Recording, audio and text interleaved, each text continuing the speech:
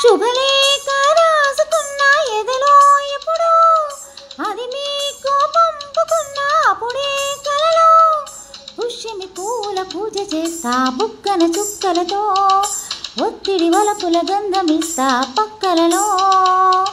శుభలేఖ అందుకున్న కలయో నిజమో తొలి ముద్దు జాబు రాశ చెలికే ఎప్పుడో శారద మల్లెల పూల జల్లి వెన్నెల నవ్వులలో శ్రావణ సంధ్యను రంగరిస్తా కన్నులతో శుభలే